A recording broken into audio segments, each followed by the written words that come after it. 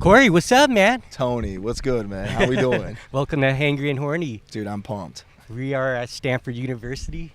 Yes, sir. Beautiful trees, beautiful weather, beautiful people, man. Oh, man, summertime.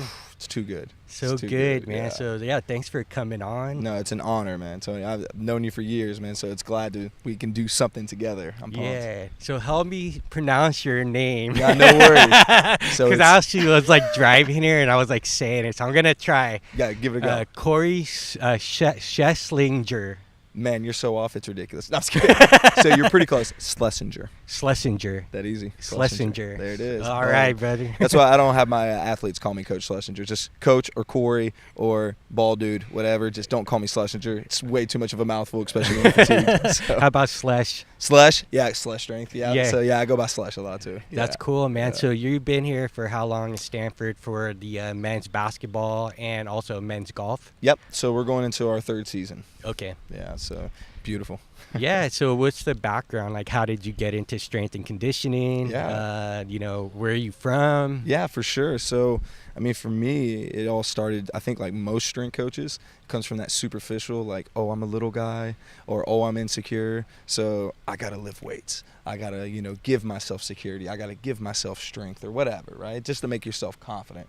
So, it started with me at a really young age, but I was like $135 when I started, and it was my mother that got me into it. Wow. My mom was training in the Nautilus gym that was downtown Hillsville, Virginia, and so we started there. And that's the epicenter of Nautilus? That's where So Nautilus is about an hour away, like the actual factory where all the Nautilus equipment was made. Okay. But they had this weird, like, I guess it was like a pop-up shop. I don't think they called it pop-up shops back then, but it was just like demo shop. Yeah, like a basically. showroom. Yeah, that was probably the best way to put it. Yeah. Okay. And so it was just this really just machines for days. Yeah, lots of machines. Yeah, I mean with the chains, like you remember those machines? Yeah, like man. That's how it was. And Wow. So your mom brought you there. So my mom brought me there, and it wasn't for like, oh, my puny kid. No, it was like that's what my mom did. Okay. And my mom got yoked. I mean, like, my what mom, was her background then? So my mom's an artist, actually. So she Which reminds me, I saw your Instagram together where you Oh, guys we're were like dancing? ballroom dancing. So, That yeah, was she's beautiful. an amazing dancer. Yeah. So she picked up dancing later in life, believe it or not. And she's just tremendous at it. But my mom's an artist and in all forms. And so she was actually like in the Air Force for a long time, and then went the art route, which, I mean, that's pretty random, right? Right. But she was very successful in her arts. And so I What guess kind of arts? Like, so she created, all right, this is the best way to put it. During Christmas time, you go to these Christmas stores and you see all these little trinkets. That's what she creates. Okay. So she created all these like seasonal gifts. And then she got into some interior design, but that's what she's known for mainly. And she did a lot of cool work with the Lion King back in the day, as far as like developing some of their giftware. And so she had a lot of success when I was younger. So I had like one of those kind of overprivileged childhoods. I grew up very, very good. Are you saying you're white privileged, dude? White privilege. And man, did that smack me in the face later in life. But Yeah. yes, I grew up as white privilege. Now, really, really young, not so much, but it was like one of those come up overnight deals. Right. And it was all driven by my mom. And so, That's cool. But yeah, she was an artist and who got jacked. She got jacked, so she took you to this showroom. Yeah, and we just started, and I started They're training pumping there. iron. Yeah, basically. You Yeah. know, we were just lifting, and that's what kind of got the bug in me early. Okay. And then I was passionate about basketball. So in my idea, I was preparing for the sport. And that's where that was kind of my artistic expression, because remember the N1 mixtape? Yeah. I mean, that was like all the flashy moves and all that, no-look passes, all the crazy dribbling. Like, that's what I found my passion in. I didn't care about the actual game. I didn't care about scoring. So like and winning. freestyle, creativity. Yeah, that's what I cared about. I cared about all the cool. I mean, I wanted the crowd to go ooh and ah more so than wins and losses. And so for me, that's where my passion came from, and that's kind of like my expression or my dance. So in some ways, it was like the breakdancing of basketball. Yeah, that's a great way of putting it. Yeah. Yeah. And it was, to be honest with you, like probably not the biggest waste of my time, but the later on in life, I look at it, I'm like, man, if I would have just actually honed skill, I might have been okay at basketball. Okay.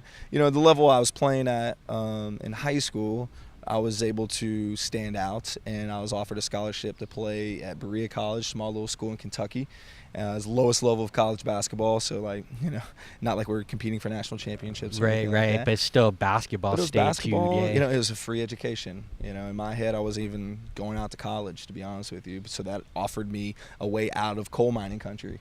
And so went down to Kentucky, and that's where I realized what basketball actually was. And so, that style didn't really pan out too well, but I was pretty stubborn. So, I was that kid. I was that really selfish, very arrogant, and thought my way was right. And to be honest with you, I think that's what got me into coaching. It was because it manifested later, like, wow, like I see that guy. And I see that guy a lot. And so when I've trained my athletes throughout the years, I'm like, oh my God, that's me. Like that selfish kid. Like, oh man, that kid who it's about him. Like, no man, like that was me. So maybe I can help his experience, because I didn't have that great of a college basketball experience. Well, number one, I really wasn't that good, but I could have been a damn good teammate. I could have been, great for our culture, whatever culture we had. But I wasn't that dude. It was about me, and that's where I'm like, you know what? I wish I could go back in the hands of time and do it different, but it made me very aware of who I was and who I ended up being. So it helped. It helped in my development. So what was the part that broke down that egocentricity about you? Like, what humbled your ass? Oh man, just not playing. To be honest with you, like so in my head, because I wasn't playing, was like coach didn't like the way I played, so it's coach's fault. It ain't my fault. I didn't listen to coach, but, so now I'm going to rebel. And now I'm going to do it even more and try to prove him wrong, opposed to adapting, opposed to taking criticism. So for me, I didn't actually experience that humbleness until after college. Like I unfortunately, that never manifested for me while I was playing the sport. And so it came later when, I got involved in strength and conditioning. I just thought it was a cool deal. I was like, man, get to pick up weights, awesome. I get to train high-level athletes, awesome. I wanted to go the physical therapy route, but it was just too boring. Like, those clinicals, no thank you, So a lot of suffering. Oh, a lot. But, I loved lifting weights, and that's where I found homage, if you will. Like, during that struggle, I liked preparing for the game of basketball more than actually playing the game of basketball. So that's where I found my home, or my homeostasis. Like, that's where I was able to, okay, this is home for me. So I trained. And then, I was very fortunate to get involved in internships at a very early age. I was at Wake Forest University with Ethan Reeve. Amazing human being. Like, that's where I started what real physical education was. It started for me with him. And then I was lucky to work with Jonas Soration at UNC Chapel Hill, and he's brilliant by all means. And so he's the one who shaped my thought process and basically who I've become today. So let's go back to like Ethan Reeves now. Yeah, you decide you want to become like strength and conditioning coach, right, yeah. And how did you find out about him? And this field is usually like pretty competitive. They don't just like let random dudes come in. Absolutely. Like especially a program like his. Right. I was very random. So I was 18 years old applying for internships. Now my school did something, to be honest with you, my education at Berea was fantastic, but the best part about Berea was they would pay for me to go do these experiences. So during the summer I'd get A class credit, and they would pay me like I was working for the school. So I was able to support myself to do this journey, which was, you don't see that anywhere else. Like it was beautiful how they set that up. But for Ethan, I sent out well over 50 emails to Division I schools asking if they needed help for the summer. Could I volunteer? My school pays for it, so you don't have to pay me. And he was the only one that got back to me. So you did a shotgun resume. 100%. It was double shotgun blast, boom. It's the only way. I didn't know how else to do it. Double barrel, man. Shotgun. But it worked. It was 1 out of 50, but it worked. And I couldn't be more happy, especially looking back. Because at the time, I didn't know. I was like, who is Ethan Reeve? Like, this is the only guy that got back to me, so I got to go do it. You got to do it, but right? But now I look back, I'm like, oh my gosh, like I could have started with anyone. And the next thing I know, I become a hit guy, or I become a functional guy. Like, he could have shaped my thought process at such an early age where I could have went down a whole different avenue than where I'm at today. Yeah, so there are these paradigms that are in strength and conditioning. Absolutely. But Ethan Reeves, of all people, gave you this foundation that enabled you to like kind of express your talents and gifts now. 100%. I mean, I still do the same things that I saw my very first day there. I mean, I saw 300-pound fat dudes doing cartwheels and tumbling, and I thought that was the most ridiculous thing. I'm like, why are they doing that? He goes, Cory, every play somebody falls in football.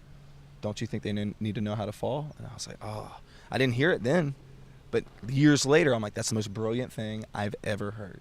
And that's what, I've become kind of my niche, was all these tumbling series, being in the wrestling room, some jiu-jitsu training, like utilizing all these different tools to prepare my athletes for the worst case scenarios, not necessarily training them for performance. Yeah. So you basically provide them a resiliency.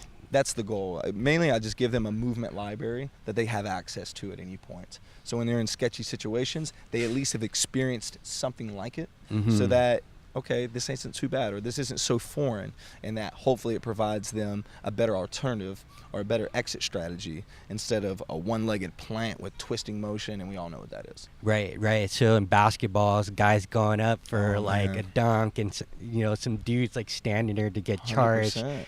But he like ducks or something, and the guy just like cartwheels over. Exactly. So you're like showing them like how you can basically like make that split decision. For sure. Midair. It's like ninja training essentially, but also it's just motor learning. It's physical education. Like in the state of our existence now, I mean, kids specialize so early, they don't know how to do jumping jacks. Like they don't even know how to skip rope. They don't know how to get on the monkey bars, and they're put in these bubbles where they can only do a certain amount of patterns. And so this is what happens. They end up terrible athletes. They may have one or two good athletic qualities, but as far as like being a true athlete, they're terrible. Like absolutely terrible. So you're at a place where, you have like time constraints. These are like long seasons, even the off season is not truly an off season. Not anymore. And so you're at a place where you have like limited time with these players. Second, they're basketball players, so they're like long levers that are like totally different human beings than like you and I per se. For sure. So you have to like figure out a way to train them differently. Like how is it that you approach basketball players versus like people under 6'3" or something? Right. No, that's a really good question. What I try to do is, at the end of the day, they're still human. So I don't care if you have a 7'2" wingspan and you're 6'6". Like, you're still human. So what are things that made humans bigger, faster, stronger? Well, I think we can all agree some Olympic lifts or some Olympic variations have made people pretty powerful. So I want to do that. Powerlifters, squatting and deadlifting, yeah, that makes guys pretty strong. So I want to do that.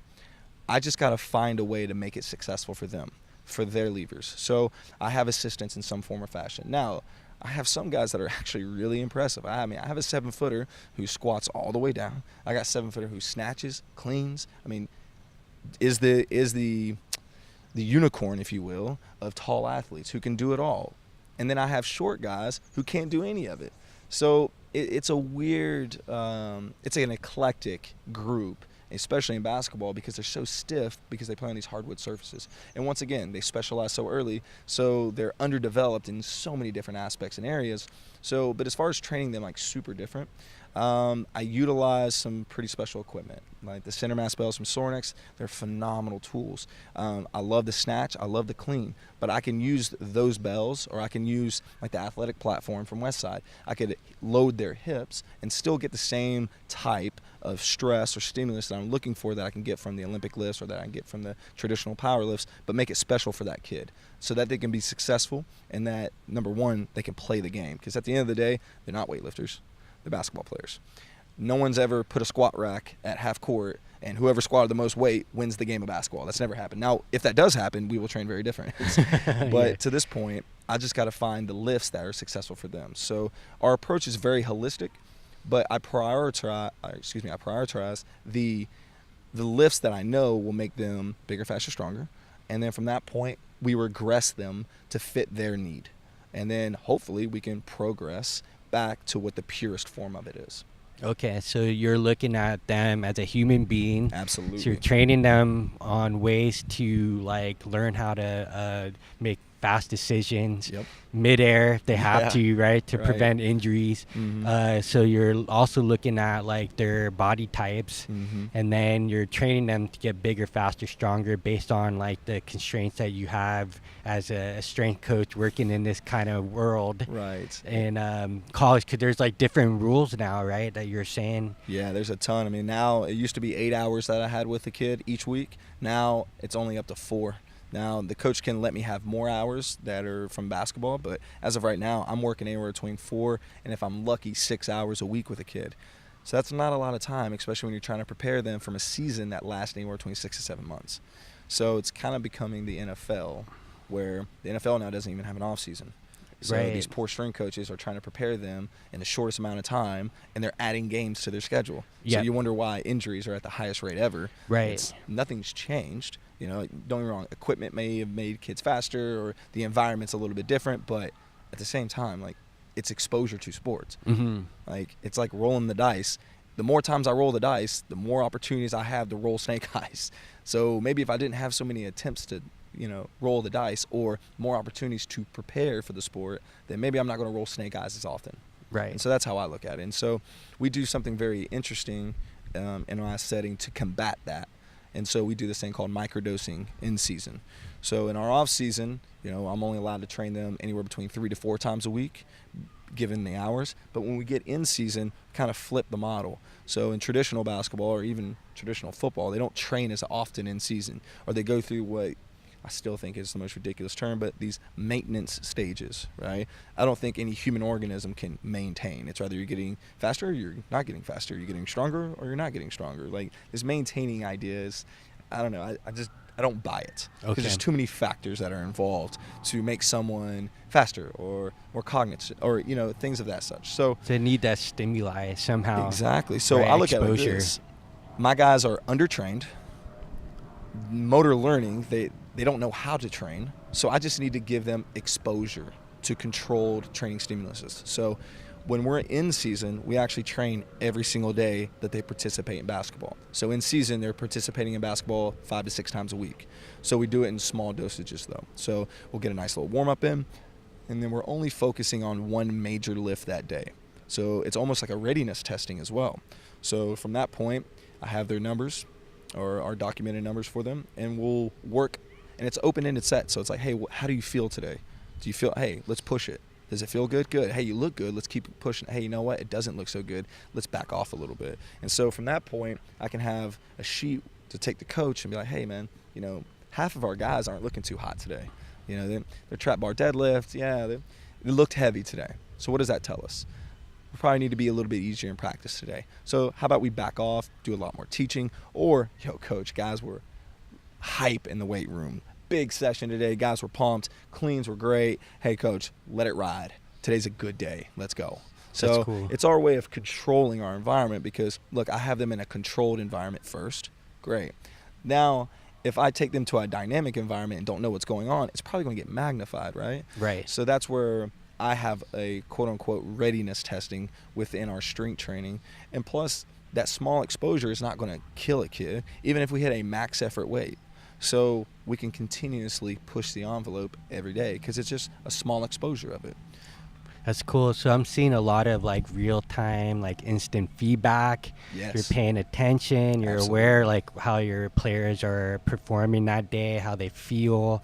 And then you're like corresponding, communicating with the head coach, so that you guys have a relationship that you can be open and like be able to work together and help each other out. Whereas like, no, that doesn't always happen in sports or even organizations. It's rare. There are a lot of egos, right? So I had that background as strength and conditioning back you in the sure do, days, Tony. right? You sure do. And that's why I can speak the language. Right. But that was one of my biggest frustrations in the early days, was like the egos that were involved with like maybe trying to like keep their jobs, or there's a lot of pressure to like win, right? Which is true. For sure. And so a lot of insecurities coming out, and I like this environment that you found yourself in. So let's go back to Ethan Reeves. Yeah. And like, let's talk about how it evolved from there. You know, because we were talking about how your ego got broken down. Yeah.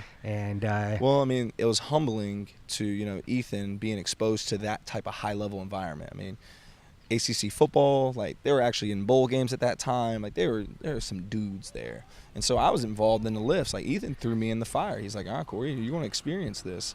And bro, like I had legit like NFL middle linebackers chasing me down during some of these drills. And I'm sitting like, yo, like that is humbling. Those are real athletes. So for me, that's where I had to take a step back. And it's like, dang, man, maybe I don't have this down.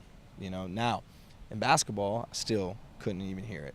And I still couldn't hear it until much later. Like when I was interning with Jonas, that's when I you have one experience and you're like, yeah, I know strength and conditioning. Jonas from North Carolina. Okay. So I was like, yeah, I know strength and conditioning. And my first day there, I'm like, yeah, I'm going to impress this guy. I'm a clean today, because clean's the big lift, right? If you're a good technical cleaner, then hey, you might know something about strength. So I was like, yeah, I'm going to clean today. And I hit one clean, you just hear, what the oh shit. Dude, what is that? And I'm like, oh, I should have benched today. Like, so that's when that was a humbling experience because it's something that I really thought I knew and I was good at.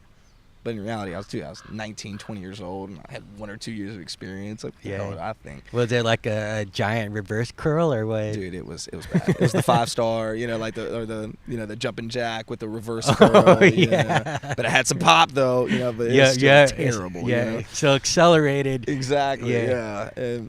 But so from that point, he took me under his wing, and that's when I understood his attention, not to detail in the sense of like militaristic, like, oh, sets, reps, percentages, this. No, like, hey, quality human movement.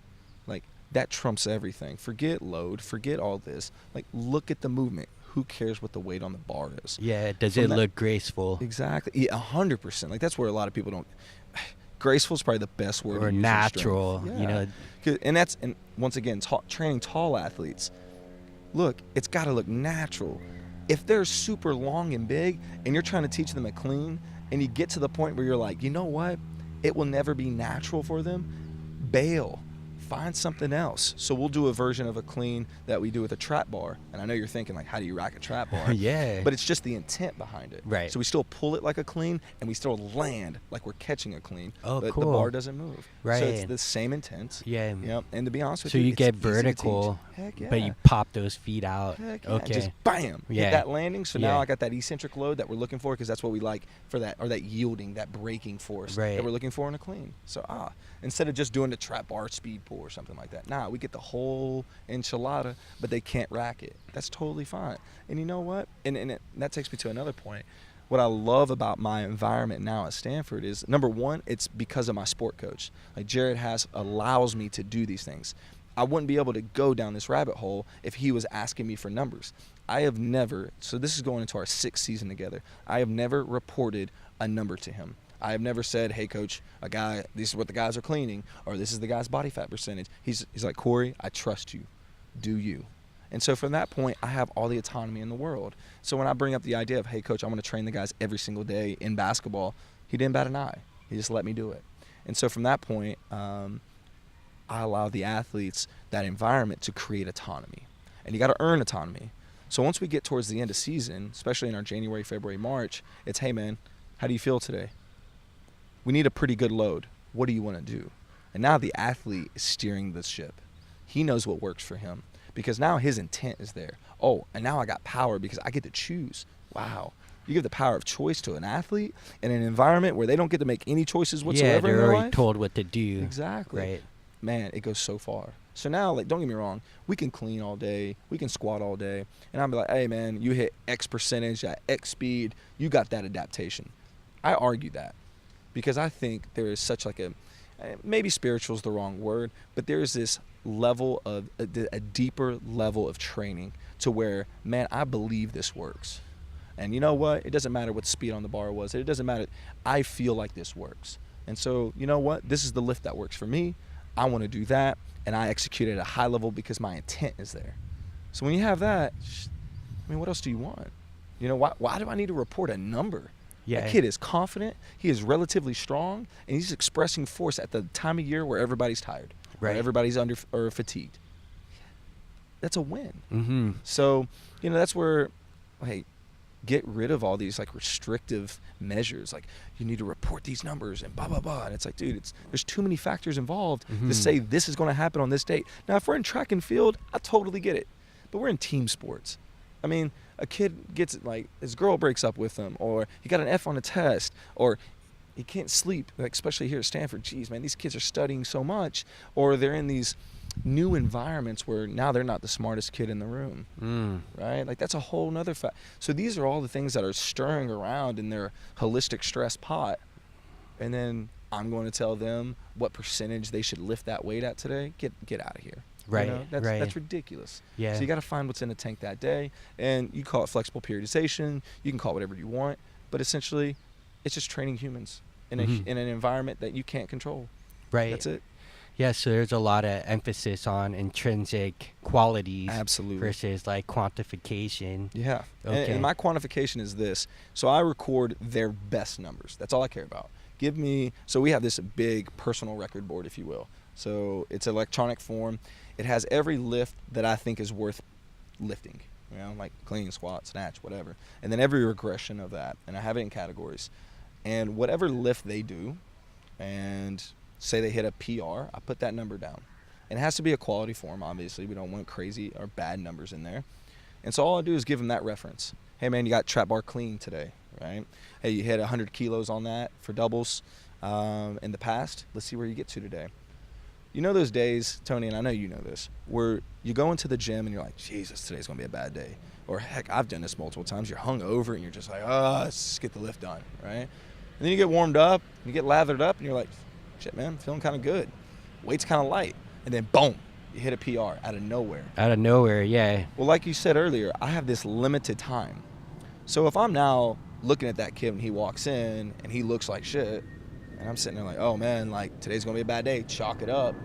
Well, then I lost an opportunity that kid might have felt good or ended up feeling good. So I don't have time to say when you're going to be good.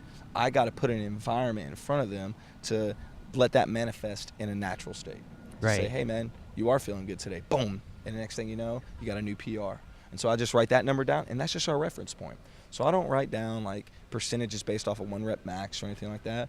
We just have sets and reps, whatever number that's relative to the rep that you've hit in the past, and then we just work off that. I feel like you have that ability to listen and Absolutely, to pay attention, have presence. So you're actually like paying attention to your athletes. You're looking at all the data feed that's coming off of them, around them. You're looking at, like, what their travel was, what their sleep was, their study periods, their partying, they're young. So you have that ability to listen, and you can make adjustments, with what's going on. And it's surprising to me that people don't have that ability. Where did you learn that? Like, how did you know to just pay attention to the athlete, and it's not about you? Right. You know what? Probably, to be honest with you, I've seen the environments where you have the strength coaches just barking, bah, bah, bah, do this, do that, rah, rah. It's like this, this superiority effect. Like a drill sergeant style, like boot camp. Right. And you're just watching the kids' reactions. Because I've seen it. I've seen other environments. You probably experienced that too. 100%. Okay. And so when you see it and you're like, I wonder how that kid's receiving that right now. I know what it felt like. You know what? Probably not going to give my best. Like, I don't feel like I should be at my best. I don't feel comfortable and confident in my environment. Now, don't get me wrong. My environments aren't always comfortable. It's not like a mattress wall and everybody's singing Kumbaya. Yeah. No. But our culture is that we can train at a high level, but look, we are able to hear what is going on, so for me, I guess you can say where I really got that from. That's a really good question. I've never been asked that before. It's because, you know what, I know where it's from. I look at all the other college basketball teams in the country. I look at all the other football teams in the country, and I'm not saying there's bad strength coaches at the highest level, but I know the type of training that goes on. And then I realized very quickly, you know what? That strength coach, just because they won a national championship, doesn't mean he's a good strength coach. Because I see their training. It's not good quality training. So how much effect does that strength coach actually have? And you know what? No, it's the kid. It's his ability to play the game. It's the sport coach. So in reality, do we even have that much of an effect? So if we don't have that much of an effect, and I'm barking these arbitrary numbers and assuming that I'm right, well then I think I'll actually hurt a kid faster than I help a kid. So what if this is the environment where they can actually express themselves. They can, I can hear, they can listen, and then it's a journey. And because in basketball culture, iron is not there. Like football, of course kids want to lift weights. It's fucking football, right? But in basketball, like weights is now becoming like, oh, maybe that's a good idea. So we're getting there. So I have to create an environment where it's contagious and lifting weights is fun. Like, hey man, like this is cool. Like it's cool to lift heavy shit. Like it's cool to move weight fast. Like, oh man, I am empowered by this. Right, I feel good. Right. So I think feeling is a lot more powerful than these quantitative measures to say, oh, you jumped higher today. Like, don't get me wrong, that's cool. And the idea is that our environment creates a trend that happens. But if I am chasing these arbitrary numbers, then I put myself in a box. And then I become extremely biased. Because then at that point, I want to say, you know what? It's not about what that kid needs. It's about what I need to validate myself as a strength coach to say at the end of this 6-week block that all of a sudden, oh yeah, you got X amount of percentage better because we did this type of training. Yo, sweet, bro. Like at the end of the day, once again, they play the sport. They don't lift the weight. Right. So I look at quality of movement, and if I can find an apparatus or I can find a method to train their quality of movement higher and then progressively load that, then of course those other measures are going to eventually start trending right. Mm-hmm. So at the end of the day, all of my performance metrics, if you will, as long as they're trending right, I don't care. Right. And as long as they have high quality movement patterns, and number one, the process or their journey is a positive one. Right. Because I know what a negative environment is. We've all experienced it, especially in strength. Mm-hmm. So why would I want to recreate that? Especially when I'm in such an intimate environment where I'm only working with 13 to 15 athletes. You're looking for mutiny. So what's the results are you looking for when you do work with these athletes, not just in the strength room, but maybe like the transfer to the game, their ability to communicate with each other and connect and have fun? Right. Because like you spoke about like getting them in that state of mind where like they really feel good, they're feeling, right. Everybody's connected, and you see the top teams and the top athletes are able to get into like flow state consistently. Right.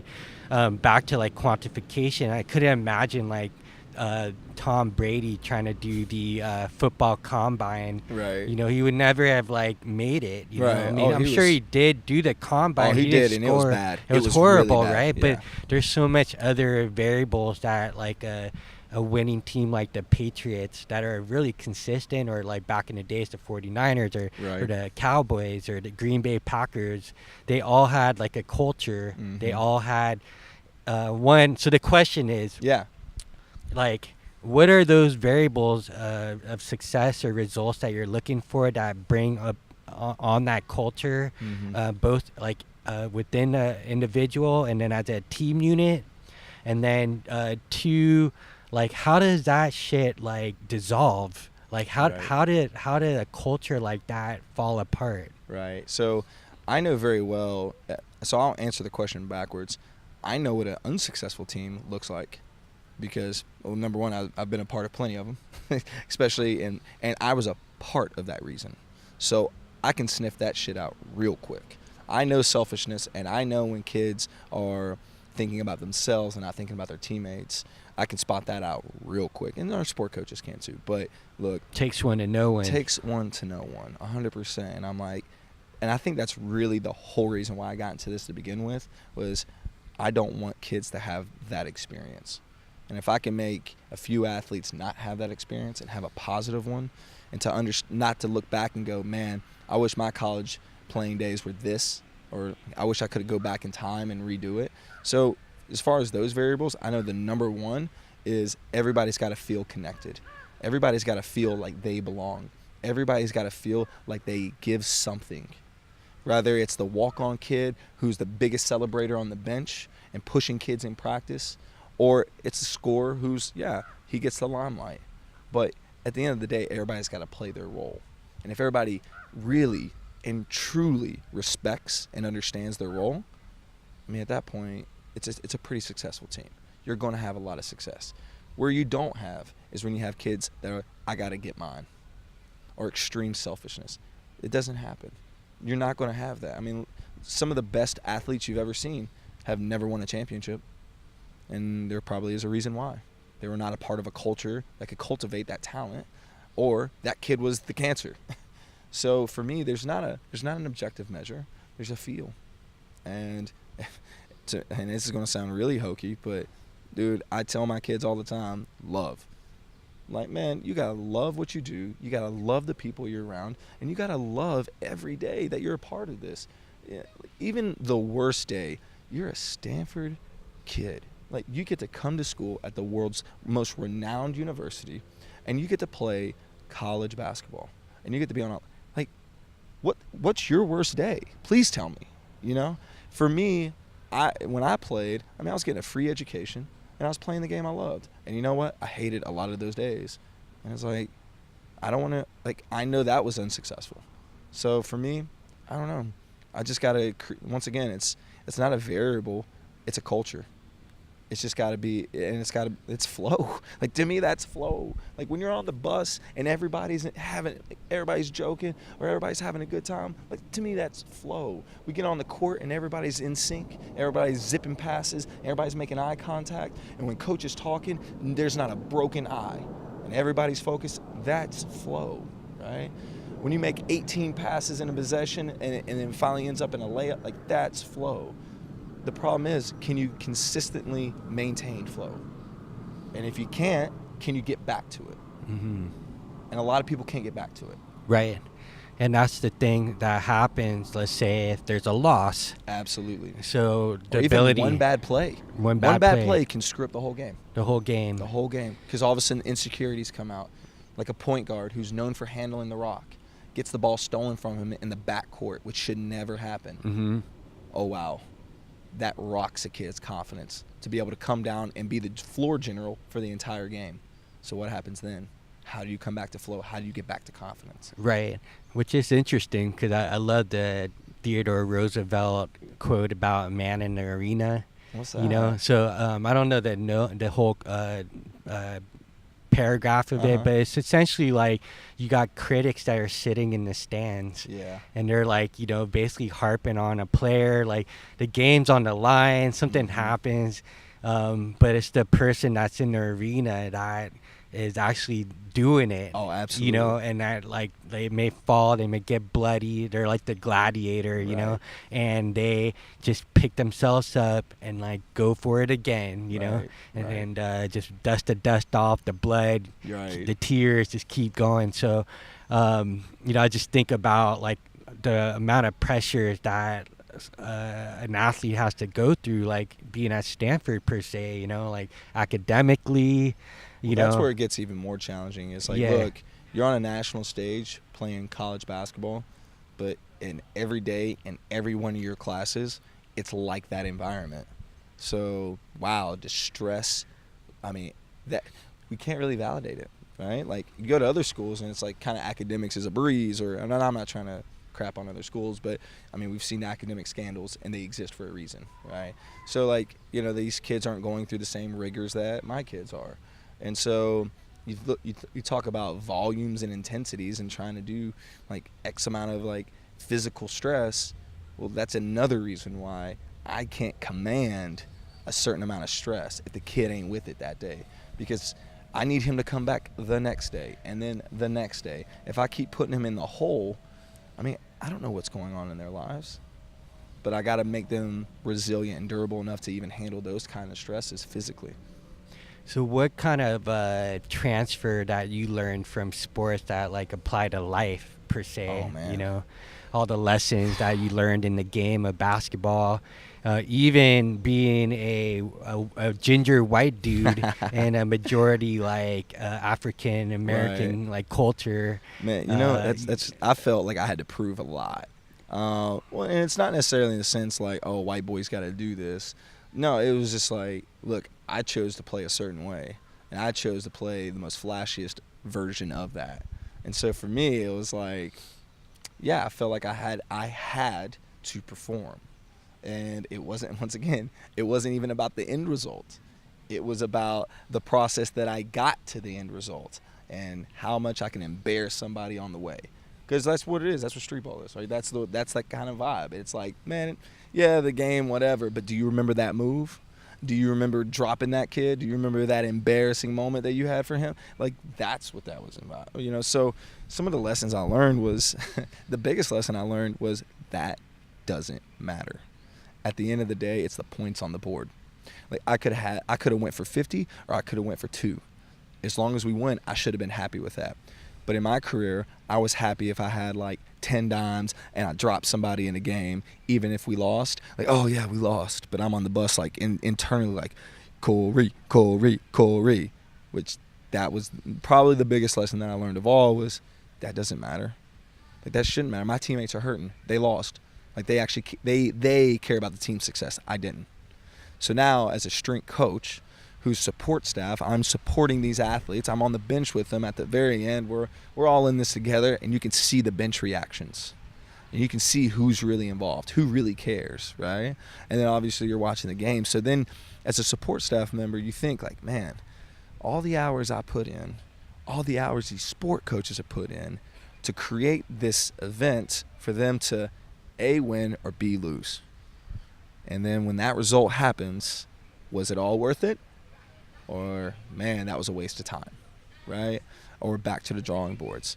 So for me, it's like to look at, man, all of these variables or all these intricate processes that happen just for this one event to happen, just for this one result. And to me, it's beautiful. It's beautiful when you win. Yeah. And you look at when you reverse engineer that end result, and you think, okay, what attributes to that success? Hopefully, you're a big part of it. Right. Which, you know, a lot of times, like you said, in certain like winning championship teams, strength coaches, you know, didn't have a good program. You know that for sure. Absolutely. So, what else is going on in these winning championship variables? Like, how are these teams able to do what they do? What do you think's going on in that environment? I mean, to be honest with you, at the end of the day, and we joke about this in our office, like, if you ain't got the dudes, it don't matter. Like, it's cool you see these Cinderella teams that go, you know, to the Final Four, go to the Sweet 16, like Loyola Miramar, whatever. You know, some of these, like, or no, it wasn't them, but it was another team, but like from Chicago. And you're just like, oh, man, you want to see them win. But at the end of the day, when other blue blood teams have those dudes, it doesn't matter what your flow is. It doesn't matter what your preparation is. You're more than likely not going to win that game, right? So first and foremost, if you have the dudes, you got a chance. Right. Now, from that point, assuming everyone has the dudes in that arena, you know, I honestly think, like, yes, preparation is everything, but you can't prepare for everything. It's your ability to adapt. If you're able to adapt to given circumstances and have experienced those adversities, then at least it's familiar, and that you're able to respond faster than maybe a team who has not experienced those type of adversities. For instance, you'll see a lot, I think Kentucky was a good example of this. They went undefeated the entire year, and then they get in a tournament and lose. Right. Like, because they didn't experience an adversity of loss or almost losing, you know, enough. Okay. To where it was like, oh, this is on the line. But the other teams have experienced coming back from being down. Right. And so you see that a lot in sport. You know, the dominant team, all of a sudden, well, what happened? Like they just kind of coast. Right, for sure. And then they don't never go for the kill. Right. Oh, that happens way too much in sport. Where you have teams who are like, they're up by 10 with 5 minutes left, and all of a sudden, what happened? Right. Like we gave it all up. And we've done that a few times here at Stanford. It's almost like we weren't used to success. So when we were in a position to win, we didn't know how to close the game. It's like, oh, we're about to win, and everybody's celebrating, and it's like, oh, wait, we just lost. So that happens a lot too. Right. So it's maturity too. Yeah. So, you know, your ability to adapt, number one, have the dudes, your ability to adapt, and then maturity in the situation, you know, being able to handle and to more importantly is like poker facing it. Right. It's like, no, we ain't done nothing yet. I don't care if we're up by 40. Right. See, and that's one thing that happens the most out of all my experiences in college basketball, where you're looking at the opposition in the warm-up lines and you're like, oh, there's a lot of short white dudes over there that look very unathletic. We should beat them by 40. And then at the end of the game, you only won by 12. It's like, why? Because you already had that it's going to be easy. Yeah. So that's where the difference between good teams and great teams is that great teams will punish the hell out of those teams that they should punish. Right. It shouldn't even be a contest, and they make sure of it. Okay. And they take offense if it's not. Right. So I think that's the difference, because they're able to maintain that high level of competition no matter who their competition is. They don't play to the level of competition. They play to their potential. Okay. So almost like even if they're a great team, they still hold the mindset of being an underdog. For sure. Because I remember like playing ice hockey, like we would always play to the level of the competition. Right. So usually if we were playing these kids from like Canada, who were actually like maybe 1 or 2 years younger than us, but they were way better. Right. They would bring our A game. Right. But if we were the best team, it was so easy to just be like cocky. Right. It's like, oh, we got this, right? Right. And then the other team, would be able to like give us a run. Right. And so it's interesting with the psychology of that. So how are you as a strength and conditioning coach able to prepare for scenarios like in role playing? Like, let's say you in the weight room, I'm sure your coach does this for like practices, like where you're like, okay, guys, you're down by like 10. Yep. There's like 2 minutes left in the game. Absolutely. Can you replicate that in the weight room? Because I would imagine that like some coaches believe in like wearing down their players and pushing them to the max and then pushing them past it. Right. Because at that point you're fatigued, So how do you for me, that? it's a lot easier to manipulate that in a weight room because, like I said before, it's a controlled environment. So like in basketball, it's so dynamic. You could be in the worst case scenario and still end up on top because the ball bounced the right way, right? It's just chance and luck or whatever. But in a weight room, at the end of the day, the weight weighs the same. It doesn't change no matter how you feel that day or no matter what situation you're in. So a cool, and I got this from another Ethan Reeve. They did this really interesting workout, and it was called Game Day. And Game Day so in college football, there's 45 minutes. So what he did, they had 50 platforms. I mean, they were loaded, right? 50 platforms. They had 2 people on each platform. And they'd have, I want to say it was 80 to 85% of their 1 rep max on the bar, right? So they're all partnered up based off the same weights. And then it was a 45-minute EMOM of doubles. So you hit a double, your partner hits a double. When the minute hits, you're up again. And you do that for 45 minutes straight. Now think about that for a second. Okay, you're hitting doubles on cleans for 45 minutes. That is 90 cleans, okay? And the monotony of that, number one. Right. Okay? But what's beautiful about it is the clean is a very technical movement. So at any moment you miss a pull, you can lose the lift. Yeah. Right? Right. Or you're not, you don't finish the pull, or you don't rack the bar, or whatever. Anything could happen, and then you lost the lift, and then what happened? You just lost the game. So for them, that was their test. They did it at the end of summer session 1 and at the end of summer session 2. And so what I plan on doing with my team is something very similar. Now, we do this in micro doses because I'm not confident on pushing them to that extent because, once again, I don't have them for that amount of time. But because I don't have them for that amount of time anymore, we're going to start having these mega doses. So because we're going to space out our training enough so they can recover from it. But once again, putting my guys in position to be in a very similar look. It's a technical movement. It's going to have a relatively decent load to it. There's going to be a monotonous at any point where you just lose focus because, dude, you're asking a kid to maintain focus for 40 minutes because a basketball game's 40 minutes, so mine will be 40. Right. To maintain focus for 40 minutes, get out of here. Especially a young kid. 100%. So then if you're able to create an environment where you can do that, you know what? That's a controlled environment that at any moment you can have a slight technical miscue and then lose the game. And then now it's all on you. Everybody saw it. What are you going to do, bro? So for us, Now, not everybody cleans. Most of my guys clean, but I have a few guys who just, in their career, they'll never rack a bar. So I got to do a different variation. So we'll do a trap bar clean pull. And then for everybody, we'll tendo it. So we'll throw on, and now you got to maintain the speed. So it's not about the weight, but it's about maintaining that speed. And if you don't make that speed, you just lost the game. So that's cool. Because I imagine you have a 7-foot clean. I got 3 of them. Right? I have 3 in my career that every 7-footer I've ever had actually could clean really well. And it was just luck. Right. It was luck of the draw that I had the mobility to do it. But, and the skill set. Exactly. Okay. But I got a 5'10" kid who can't even rack a bar. Right. So it's like, well, that doesn't make sense. But if you look at the kid, you're like, you know what? That does make sense. Okay. So it's going back to the same, hey, you got to find the right lift for the right kid. And so I've been luck of the draw. My 7-footers were able to rack a bar, and I could teach them the rest. But yeah, so for us, I think that's where it's going to get. I think it's going to get challenging, but I think coach is going to really enjoy that aspect where we have a controlled environment, and you can see even by the minute where kids start losing, and then that's where something. Hey, coach, here's just some information for you. So when you're creating these environments in practice, you might have an idea of what's going to happen. Right. So you're reporting to the coach Absolutely. Where their line is, their breaking point potentially is. I don't know if we can be exact. And who knows? It could just be like, the kid missed the bar. Right.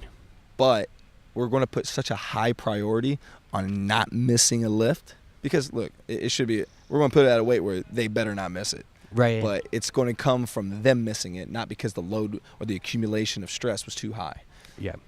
Do you do anything else to bring in distraction and noise so that, you're sitting there in a real game, you're shooting a free throw, right? Everybody's waving, trying to distract you. That's a real mind fuck. For sure. So to be able to put the ball in the basket during that moment, are you able to replicate that in the weight room? I would say there's no possible way to truly prepare a kid for that moment other than putting the kid in that moment.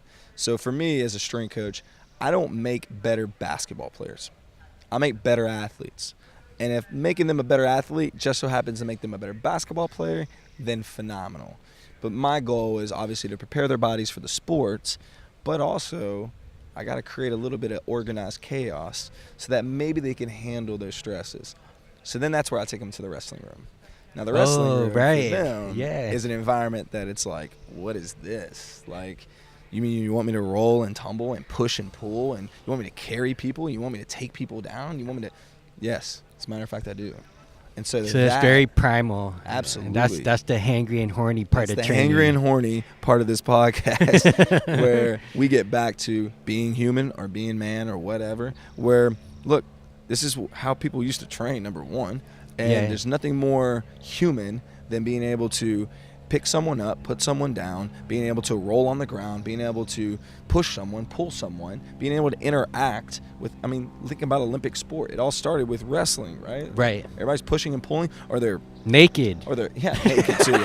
We're not there yet, but I think I get in trouble for that one. But anyways, they threw something, or they jumped over something, or they sprinted. It's the most human thing that you can do. But a lot of people look at sports performance, and what they do is they do the sprinting, they do the jumping, they do the throwing or the movement of weight, but whatever happened to the grappling? Right. And I'm not saying, in basketball, if you're grappling somebody, it's a foul. But what do you think it teaches you, though? Being able to be in someone else's space comfortably, man, I know where my foot is going when that person's that close to me. So now I think that I'm able to have them decrease their chances of stepping on someone's foot, or them being comfortable in the post when they're beating and banging with somebody because they know how to position themselves and lever themselves against someone else. So, if you're comfortable picking someone up, throwing someone, pushing someone, and more importantly, absorbing those forces, then you might know how to manipulate your body for success. Yeah, so it's seen in professional levels or high level basketball players is their ability to impose their presence, And you've seen weak people do that. So for instance, what I mean by that is weak people in the weight room, but they're the strongest people on the basketball court because they know how to use their body, but they might not can clean or snatch or jerk, and who cares? They know how to play. They know how to use their body. So once again, it goes back to that question, does what I do really matter? Right. So I got to make a way for it to matter. Yeah. Right? Yeah. But anyways. Yeah, so what's going on with these weak people that can impose their presence on the floor? What do you see as a common denominator with those types? They're wiry. Super wiry. Like they don't look and that like imposing. bony, like, because I know it's like playing against guys that were bony and they got that elbow, and you're just like, damn, that shit hurt, man. Well, I mean, it goes the opposite way too. I've seen big muscle-bound dudes float like literally get pushed away like it's a butterfly. You know, like, oh, get away. It's like, oh, okay. You know, or they're super like, oh, so nice, and it's like, oh, gentle, you can move me away, and right. It's like, whoa. So both extremes exist. But the wiry guys, I mean, those are guys I want. Okay. Because I'm 100%. I'd rather have those guys than anybody else. Number one, they look unassuming. I like unassuming people. Yeah. Because man, you always have a competitive advantage.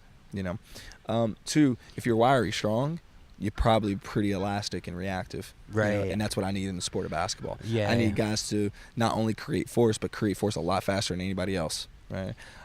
So my big guys, yeah, they're probably not that way. Okay. They're probably pretty slow. They're right. grinding. You know, you don't see. That's why you don't see bodybuilders doing windmills. Yeah. Right. Right. Yeah. So that's why I rather have really long, wiry dudes who are unassuming, but can throw you around. That was the biggest like myth. I mean, I could see why there was always that whole muscle-bound myth. There's some truth to that, because like you can do bodybuilding type training, yet you can't express that on like the field or the ice. In my case, in ice hockey, I put on like 30 pounds. I looked like solid. Looked awesome. It looked awesome, but I was slow as fuck. Right. Yeah, you know? It's like, sweet, man. This doesn't help me at all. Yeah. But I can't wait to get back to the locker room. and then you see these guys that were wiry, like right. When you put hockey pads on, they look huge. Right. But then when they took them off, you're like, holy shit, that guy is like so skinny. Sure, he's taller, and he's got leverage, but they're like laser and razor. Well, yeah. Look at the damn NBA. Like, okay, who's the most successful muscle-bound dude in the NBA? I would guess you would say Dwight Howard, but he's not even successful. Like, he's bouncing around every team in the league. Maybe like back in the days, like Karl Malone. Yeah, Karl Malone. Man, he was right. Awesome. He was stacked. But Dave Robinson. Right? Oh man, he had the best arms ever. Yeah. But those guys don't exist very often. Right. Shaq, maybe. Yeah, I mean, Shaq was just he was genetic. He was huge for huge sake. Yeah. But like, yeah, you named 4 or 5 people out of how many people that's ever like Hall of Famers that are in, like Clyde Drexler, Michael Jordan, obviously. I mean, hell, look at Larry Bird. He was the most unassuming dude ever, but was solid. Yeah, right? very athletic. Yeah, so like probably coordinated. But yes, yeah. I mean, you know what I'm saying. But like that's what the NBA is made of. Like you don't see and that's why I keep telling my coaches, because sport coaches are automatically assume, oh my guy's got big arms, they're strong. Right. My guys, like, look, just because they passed the jersey test, you know, like, I'll never forget this. We played this one team. I won't name them, but they were huge. I mean, huge. Like, I even felt insecure as a strength coach. I'm like, holy shit. Like, what are they doing? Because they look like monsters. You know, I was like, holy shit. But then we smoked them by 40, and I'm sitting, and we beat them on the boards, and we beat them on these stats where it involves physicality. So I was sitting there thinking, like, what happened? Hey, guys, that's my example. So from now on, any coach comes to me about looking a certain way, I'm like, hey, do you remember playing X? Hey, they had a team full of those. Guess what? They lost. They're not that good. So, you know, that's why. And you can think about it this way. That's probably why basketball players don't look at value of the weight room, because they think, oh, all the guy wants to do is make me bigger. So it's like, no. Like, if you have a really good strength coach, they just want to find ways to make you better. Right.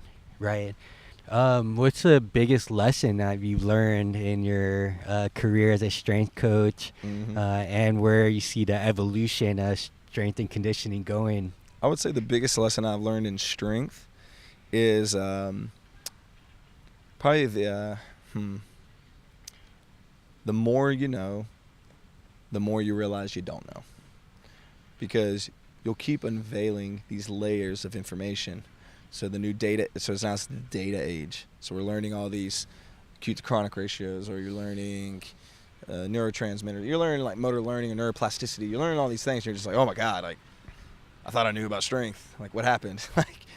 And then you just keep peeling back these layers. So I'm always searching for knowledge, but as soon as I like get to a certain point, I realize back up, I got to learn more, and you got to learn more. So most strength coaches, and I know this is a stereotype, but as the older they get to that complacent state where all of a sudden it's like, yep, this is how we do it. And then you always hear the tradition, like, oh, this is what we did in a Power 5 conference when we won the bowl championship in '74. It's like, sweet, okay, it's a totally different environment, it's a totally different game, it's totally, like, you can't do these traditional things. So I think my biggest lesson is to never become complacent with what I do. Like, I'm not going to look at the years past just because we won a championship and say, oh, this is the program we're running this year because that's the program we ran. Or, oh, man, all my guys hit this X performance metric, and that's what made us successful for that year. No. So for me, it's just not to become complacent and within my knowledge and to always know that I'm not the smartest guy in the room. God, there's so many strength coaches out there with the egos of just like, oh, man, yeah, like, no, dude, you don't know shit in the grand scheme of things. Like, you really don't know, especially if you're telling me you're running these periodization models with team sports. Come to me, I will chop you down on that because there's no way you can tell me you're Nostradamus and you can predict these percentages and lows that your athletes are going to do in this progressive model that all of a sudden allows you to peak at a certain time of year for all of your athletes. Right. I call bullshit on it. Please come see me about it because that, to me, that is the most ridiculous a statement that is ever made in strength. And where you see like the evolution of strength and conditioning. So the evolution, I mean, gosh, it's almost like robots are going to take over, man. Because I mean, we now have AI technologies that are running these algorithms or these or the data that you put in that are predicting injuries or that are predicting, overtraining or whatever. And it's like, holy crap! Like you could almost just plug in numbers and just kind of lean back. And once you see a red flag, you're like, oh, pull that kid. But there's always, at the end of the day, there's the human aspect, and I think that's what. For me especially, like I lean towards more than anything. It's like there's a difference between a performance coach and a strength coach. Like a performance coach is trying to get you to get X, Y, and Z adaptation and response, and then you to perform. But I look at my role as a strength coach as like, look, strength can be anything. Strength could be strength in our interpersonal relationship that we have. The strength could be and my ability to talk to you when shit goes bad. Or hey man, you know what? You just got to recover today. So we're just going to apply these recovery strategies or anything like that. So that's where it's, look, right, performance coaches, yeah, go keep chasing performance metrics. Don't get me wrong, that's important because you want to get better athletes. But at the end of the day, like, it's about the athlete and it's about how you can, in some way, foster a positive result for them, no matter if that means wins and losses. But the evolution of it, I mean, it's going to be extremely tech-based. I mean, it's going to end up being machines training kids to a certain degree where you put them in this isokinetic machine and you're just ripping. But I hope not because I like my job and I like what I do. And I hope to stay up with the current trends and hopefully be a revolutionist myself in how we train. Cool. How are you on time, man? We have we're good. Yeah, we got an hour and at the moment. Yeah. So I know you have a story where you were kind of like humbled by like one of your young athletes. Oh, yeah, kid. Well, I better not say his name. But, he said the craziest thing to me. He so this is a kid who I was thinking like, he doesn't like me, or like he was almost making me feel insecure. And then I saw like the other coaches were like, yeah, he doesn't make eye contact, or he doesn't talk, or he's like very, very shy and like introverted. Like maybe he doesn't like his experience here. Like, oh no, like the kid is not having a good time. Like that. And that's what I love about my coach is he cares about their experience. He really, really cares about their experience. Don't get me wrong, he cares about winning, but like he actually truly cares about these kids and how they go through under his regime, the environment that he creates for them to have a good college basketball experience. But anyways, so this kid, I go up to him one day and I'm like, hey man, look, no one else is going to be straight up with you because they're scared, but I'm going to tell you, hey, people are having a hard time communicating with you. Like, look, man, what is it? Do you not like us? Like, what's the deal, man? Like, you can't even make eye contact with me right now. Like, are you that insecure? Like, dude, like we got to talk about these things because my major goal is to help you become a better man. I don't care what else I do. If I can have you make a firm handshake with another man and you can go through life and communicate your thoughts and feelings, then I've done my job. And he just looked at me sideways like I was crazy. And he goes, Coach, I just don't waste words. Mic drop. Oh my God, like, I didn't have a response. I was like, oh, wait, what? Like, what does that mean? And then I started thinking, I'm like, is that the most brilliant thing I've ever heard? And I thought about myself as a coach. I'm like, how many words do I waste? Like, it's just like rambling, you know. When I stopped and thought about, oh my God, like, this kid really hangs on to like how he communicates, like as a gift, more so than, you know, just communication. Like, he looks at communication as maybe like you earned it, or maybe I trust you, opposed to everybody talks. But you know how everybody talks behind each other's back and shit like that, and everybody's like, no. His communication is like, I trust you, like I love you, like, and now we're there. And I'm sitting there like, me and him having just random conversations. I'm saying like, wow, this would never have happened. And this is the thing, like, this wasn't like our first week or month. This is our first year together. It was this. And so now I'm sitting there like, oh wow, like, but now the communication that we have now, or the not so waste for words, right? I feel like it's a gift every time. Like, I feel like, oh my God, like, I feel humbled every time I get to talk to the kid, because he's allowing his words on me. Like, he's wasting or using his words with me. Yeah. So it made me really sit back and think like, gosh, man, did we really waste words? Yeah, I think that comes a lot out of like insecurity, you know? Absolutely. Right, just trying to be quiet and just be in silence, and, you know. Or the exact opposite, where you try to talk your way out, or you try to talk your way to cover other things up, right? And so that's where he blew my mind with that one, Tony. Yeah. And how did that affect you with your own relationship? Let's say with your wife, or, so your mom, or you have a brother. Yeah, I do have a brother. An older brother. Well, you know, I still talk. Oh yeah, shit I met him. Brother. Yeah, you met your brother. Yeah. So yeah, I still talk shit to Warren. My wife, I mean, she's my best friend. I mean, absolutely, and she's kind of like a locker room jockey too, where it's like we give each other shit, like we make fun of each other, but it's very healthy. Right. And it's challenging too. Like, I go home and it's a challenge. Like, it's not like, oh, I have my stereotypical complacent wife from the 50s who makes dinner for me every night and I tell her how the world works. No, it's the exact opposite. And she's so brilliant. I mean, she thinks on such a high level that I get better. She makes me better. But as far as, I still waste words. I still absolutely waste words. You love to talk, man. I mean, You're very I like, have to. yeah. You know, like, I have to in my job, number one. But, you know, it's my personality too. Like, I express myself. I love what I do. I'm very passionate about what I do. And I like confrontation. Like, I want discussion.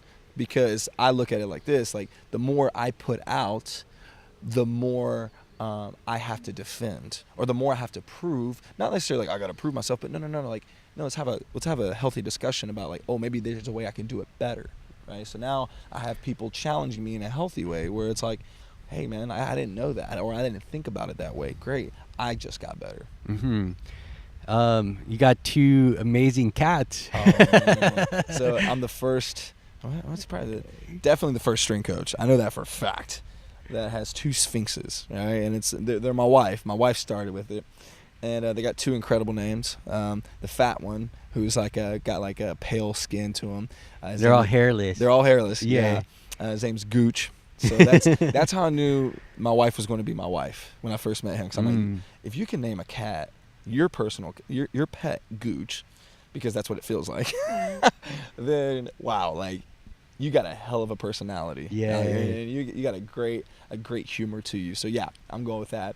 And then the second one I bought her because I felt bad for the fat little thing. Like, I mean, the dude's in the house by himself. I'm like, he needs a buddy. So as a wedding gift, I bought Rep for her. So she took something from my world, and so I can make it my own in a certain way. So we named it, like Sets and Reps. So I named it Rep. So we got Gooch and Rep holding it down. So, and our real goal is to one day have a bull terrier, and we call him Trap. But Gooch, Rep, and Trap, that's the future of the Schlesinger family. Oh, yes, you guys are planning on getting a bull terrier? Hopefully, one day. Yeah. Probably when we're out of California. But Got it. I ain't paying no pet deposit. It's too much out here. How's your carnivore diet going? Man, you know what? It went so well until I went to South Carolina, and then it went off the deep end. But I will say this, like, I will honestly say Now, first, my teeth hurt. That was Okay. the first thing. I was like, oh, man, like, just chawing straight Right. meat 4 to 5 times a day. Yeah, like, for those listening, this is a diet where you only eat meat. that's it. That's it. That's it. And so, but you need to have like a high quality meat, like not just a grass fed beef, but a grass finished beef. Like you need some really, because the whole point is like supposedly you could still get the same micronutrients that you get through vegetables and all that because they had a really good diet. And so you eat the fat, you eat everything, right? And that's so weird because I hate fats. Like I hate the gristle of fat in steak. Wow. So I'm like, forcing that down. Like I hate that. I love that stuff. Oh, God, like, I want the Ribeyes. I want the leanest. Yeah. See, you and my wife need to eat because she'll suck the fat down. I'm like, Oh, God, man. and that's More probably why my wife is so healthy and doesn't even know it because she truly holds on to the carnivore diet. Like that woman doesn't eat anything else but me, and I'm like, you know what? You're lean. Yeah. Like, you're caught. Like, She had nice skin. I know, right? I'm sitting there like, geez, I need to pick up on my wife, but. So yeah, your teeth were bothering My you. teeth were bothering me so bad, and so it got to the point where I was just like cutting it up so much that I could at least tolerate it. But I will say this: I'm an avid coffee drinker. I love coffee. Phil's coffee plug. But I love coffee more than anything. But I didn't need it. Like That's interesting. I felt so much, like not energy, like oh go get 'em, but like I didn't feel down. Right. So then in the mornings when I made my traditional trip, I got it because I wanted the taste of coffee, not that I needed coffee. Right. And then it's like that 2 o'clock, 3 o'clock crash that everybody always talks about was not there. Really. And honestly, like I was trying to go through this like, yo, I'm going to debunk this. Like, Right. That's the whole point this of is it. stupid. Like I'm going to do it. Worst case scenario, I'm going to get kind of lean. Right, Cool, right. But I'm going Yeah. to debunk this. But I didn't have a problem with it. Really? So really didn't. how long were you gonna do it for before you got sidetracked in your? So I got into it for about a month. Okay. And I'll be honest with you. Now, I'm trying to I don't think it got expensive because obviously the beef itself is expensive. Yeah. But if that's all you're eating, then it's maybe not that expensive in the grand scheme of things. Right. But You so could that's where spend like $20 just eating a salad at Whole Foods. 100%. Just one meal. Heck yeah. Yeah. So I was like, okay, a pound of grass-fed tenderloin, that's not bad at all. So or grass-finished, excuse me. But it was the preparation too that got a little bit annoying. Okay. But I love the reverse sear method. Like, Right. that was a way from, and I got that from one of my athletes too. It's a great thing about Stanford. Like I learned more from my athletes than I do from anything else. Like they bring me just knowledge bombs left and right. But we tried the reverse sear method, and that softened up the meat a lot. And it was a very enjoyable experience. But it takes 45 minutes to do, or technically up to an hour. Like, or not an hour, but you bake it. I'm sorry for everyone listening. So you bake it at like 220, 225 for about 45 minutes. Then you throw it on a skillet. Sear both sides, boom. Oh, okay. Right? So like for 45 minutes, it's unattended. Exactly. Okay. So that's where I'm like, dude, if I want food now, that kind of sucks, right? And then, well, I don't want to heat up a cold steak. Like, who the hell wants to do that, right? Mm-hmm. So that's where I started shifting to like, well, you know what? Maybe I can intermittent fasting this carnivore diet idea, right? It didn't work out too late. I started just saying, screw it, I'm eating steak in the morning. And then I will say this, I cheated on the carnivore diet a couple of times. I had eggs because it's cheap and it's easy to digest. So I did have eggs. So I guess you could really call it as a keto diet. But the carnivore diet, I'd say, yeah. Well, I mean, you probably did it like 90% or 90%. I did it pretty damn well. Like I was pretty impressed that I was able to stick with something like that. But and you had energy. Man, I had energy. And that's what I noticed, like going to Alaska and eating game meat. How was like that? reindeer. Oh, man. And we had moose. So what was your favorite? I liked them both, man. Yeah? Like, Okay. I was like the same thing. Like, whenever I ate it, I felt like this deep, like primal energy. No shit, yeah. Like, and I've been off of coffee for a while. Really? And I had my first cup of coffee up there, and didn't even like it, man. Right. It's like, man, why am I doing this? Right. Totally, right? And but that experience, it made me want to like eventually become a hunter. Yeah. It makes so much sense to me. I mean, sorry to my vegan, vegetarian friends, but like, I in moderation, I just think it's very responsible for the environment Oh, absolutely. to get your own meat instead of some factory farm stuff. Mm-hmm. And then you have one animal lasts a year. Right. Feed yourself, your family. You have leftovers to give to your friends. And that's what, to me, that's where it's got to come from. Because, like you said, like the way you're talking about this, it's coming from such a true and authentic place. Yeah. Like it's genuine. Like it's not like, oh, I'm trying to go up on some trend. No, there's this deep spirituality to it. And for me, like, I would love to be in a situation where I could have a big, deep freezer. I go pick my cow. I'm like, yo, that one, Sally. And then, Sally, sorry, you're gone. But you're going to a good home, right? And then from that point, dude, you got meat for a year. Yeah. You know, and that's, you just, sorry, Sally, but you're giving back. Yeah, exactly. Do you have any interest in, like, hunting? Absolutely. But now, this is my deal, though. I've never truly hunted. Now, I grew up with guns. A lot of guns, actually, because I come from the South, so that's the deal. Out here, that's a little sensitive. But as far as hunting, like if I think I want to do any type of hunting, I'd want to do the hardest form of it. Other than bear wrestling, I think a bow and arrow. Like I would like to become pretty proficient at shooting a bow and arrow. I think because number one, the practice of it alone, just going in a yard or going wherever you can, and just the actual movement, the actual like practice, like shooting a gun, like it's whatever, like bang bang, all right, cool, I get it, and trust me, I've done it a lot, so I get the concept. But there's not like truly fulfilling, like power is in my hand. But I think there's so much more of an art to shooting a bow and arrow, and then killing something with a bow and arrow, right? Like the amount of skill. It seems more fair. Yeah, and that's another thing. Yes, very fair. More fair. You have to earn that. You don't get like a laser shot, like you know, high-powered rifle. Right, just like, right. But don't get me wrong, I'd shoot a gun too. But yeah, I mean, I just honestly, I think a bow and arrow would be kind of cool. Yeah, it's pretty neat because yesterday I went to the archery shop in San Francisco, right? Did you buy one? No, but I wanted to know. I just went there. I was like, dude, I don't know shit. Turn me on to this. Let me know, like, what's the difference between these bows and that bow? And he's like, okay, so these are the long bows, these are the recurve bows, and these are like the compound bows, right? Compound bows, like everybody usually uses that for hunting. Yeah. They're mechanical. There's a lot of like parts and pieces, accessories that you can get. Makes it easier to be accurate. Yeah. But like if you want to learn like the foundation, the art, you got to go with the traditional like long bow to the recurve bow, and you know, just and the difference too is that the long bow and the recurve, like you can go like for a long distance. Oh, okay. So there's like this like gracefulness to it. Right? Oh, absolutely. And then the compound bow, it's like it's technology, right? So you need to be closer, like 40 yards to your target.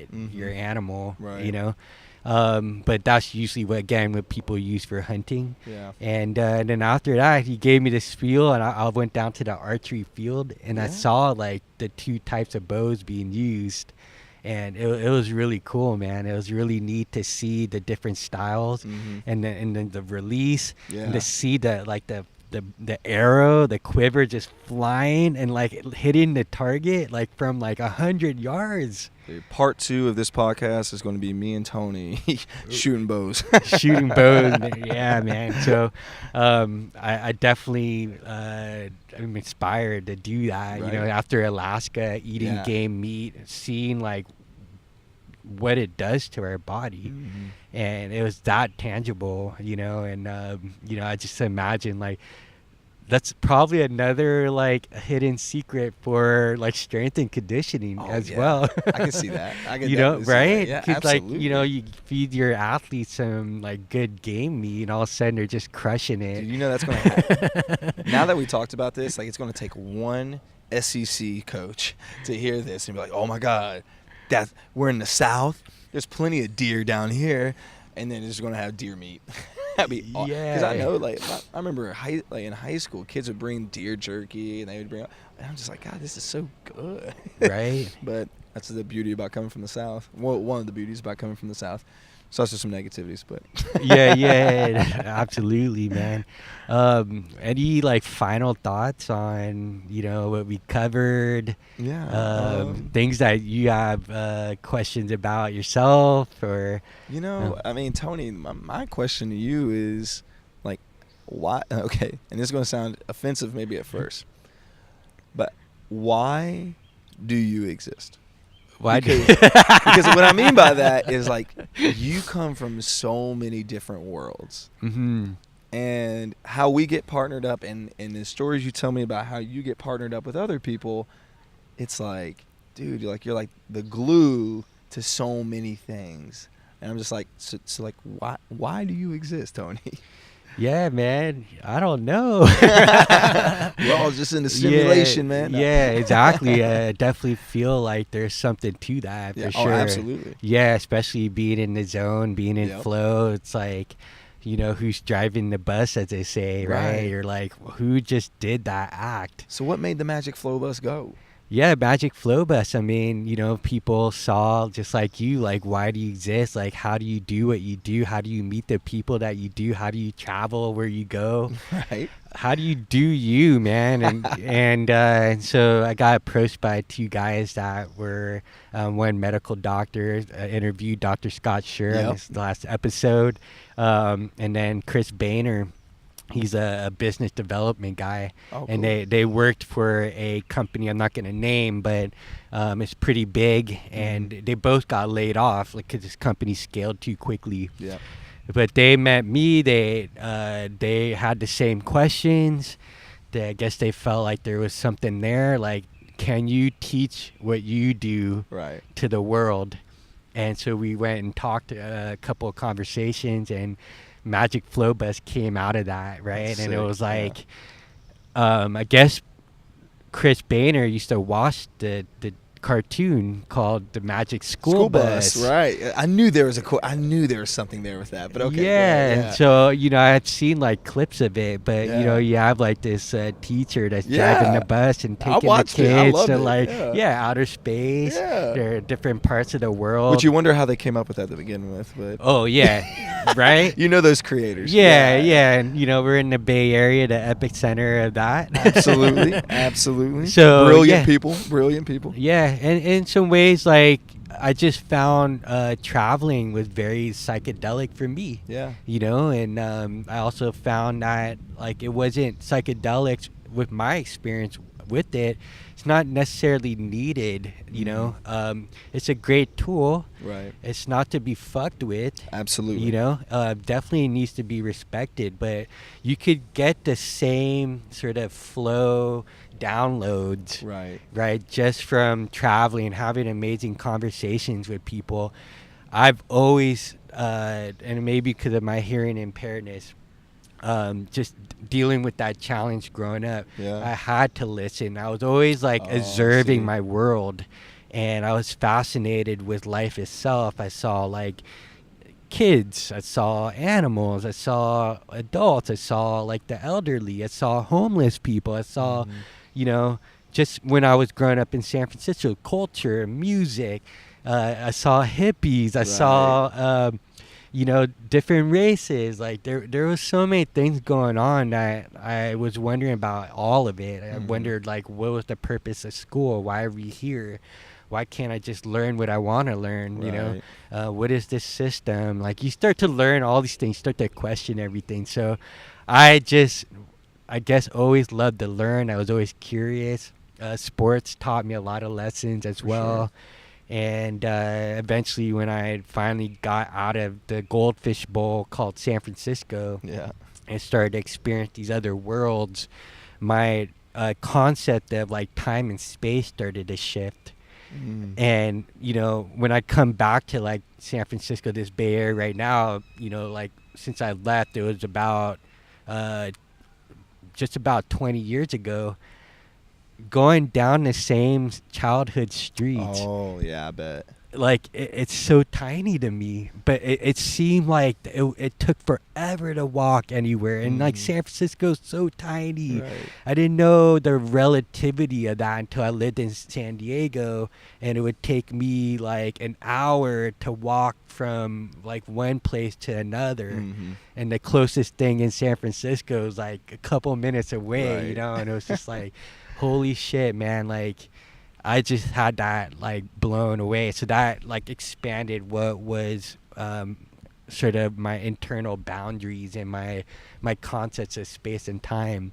And then the more I traveled to like different countries and seeing how other people lived and like, you know, what their paradigms were and like their own stereotypes and their own version of reality. And you would have these conversations with people and you're just like, dude, like, how are we like fighting each other? Right. Like we literally just have these perceptions, and I think if more people like actually traveled, that, and it don't have to be another country, just go to the next town, Right. you know, have conversations with people, like speak to people on the bus.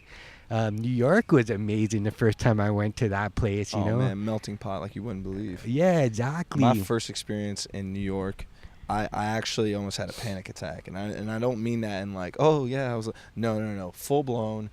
I drove in to Manhattan. Now keep in mind, I'm from the mountains of Virginia, like West Virginia, Kentucky, North Carolina, like that area of Virginia, not DMV, not DC, not where everybody talk. No, I come from coal country. So when I drove into New York City, it was just the biggest anything I've ever seen. And then I get into my hotel and I'm like, okay. And then I go out to the streets. I'm like, okay, I got a couple hours. I'm gonna experience New York. And I walk outside and I just felt so insignificant. And that was my reality. Like that was my like, wow, space, like time, space, like holy, like how did these people do it? You know? And so it's really cool story. I mean, like you're like the plug, Tony. Like, and I mean that in the best way possible. Like you plug people together, and that's what has been so enriching about our relationship. Is look, we've known each other for what, almost 2 years now, maybe a year and a half. A year and a half. Yeah, and so the first time I met you, we had like a year gap too. We had a year gap. Yeah. Yeah. So like I met you, and it was just like, man, this guy just loves life. Like it's ridiculous. Like why does he love life so much? And then it was, I think I get a random text message from you. I was like, some random number. Hey, let's meet up. And I was like, should I meet up with this dude that I met for 5 minutes for beers? And we did. Yeah. And it was just so natural and just like, yeah, normal. Just do this. And then we sat at that bar for 2.5 hours. And then we went back and you put the machine on me and we worked on it. And then my wife's like, who is this crazy guy who you've never talked about coming in here with a suitcase and working on your groin, which is like the most like, it's like electrifying. Cory, you're in San Francisco. Like you moved to the Bay Area. Oh, I see. You know, like, wife's like from the South, so you know how that goes. Yeah. Pride, baby. Pride. So my wife's wondering if I'm going to the Pride side, which hey, nothing wrong with that. Yeah, nothing wrong with that. Nothing wrong with that whatsoever. But my wife's like, you're like, no, I'm not bi-curious. I promise you. I didn't move out here for this, Cory. To lose my husband in the first month. Yeah, you were even married yet, yeah, right? We're married. Yeah, you're right. Man, it seems like ages ago. But then from that point, you gave me a phone, like we were still chatting, and then you gave me a phone call. And I'll never forget this phone call. It was probably like a 7-month gap from communication. And the feeling I got afterwards is like, it literally made my day. Like, and I know people say that as like, oh yeah, you made my day. But no, literally, like I was singing in the car after that because I was just happy. I'm like, Tony has this effect. Like, what is it about Tony and this effect that he has on people? And so from that point, I'm like, you know what? Whatever Tony does, I'm all in. I saw the Magic Flow bus. And then I now this podcast and anything you do, like I just want to be involved. Don't follow me off a cliff, bro. Hey, you know what? I know you'd save me. I ain't worried about it. Yeah, man. Well, you know, I'm just super glad that you took the time to come on the show. You know, it's totally an honor. Oh no. And yeah, man. I mean, all I could say to people is just like go out and live. You know, connect with other people, connect with yourself, connect with nature, travel, man. Do what you love. Life is short, right? Absolutely. This cliche of cliches, you know. Yeah. But yeah, man, how can people find out more about you, Cory? So I'm pretty stuck on Instagram because it's easy for me. Like, okay. I can easily throw up a story, or I can make a post, and I'm more about sharing. So like, I don't like using Twitter because like, well, okay, cool. You wrote a nice inspirational quote that made me better today. No, I just want to express what I do. So I use Instagram a lot. You can follow me at Schles, SCHLES Strength.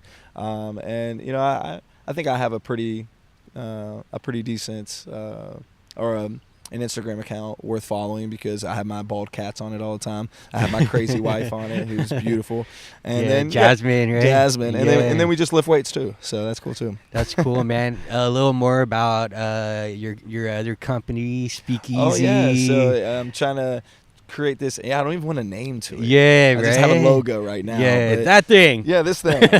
Just a logo. But yeah, I'm trying to create this like speakeasy of strength, you know, where it's just word of mouth, and you know, people just, you know, they get the merch because they earn the merch. It's like, hey man, you know, like if you're a private client, do I earn it, man? Do I earn it?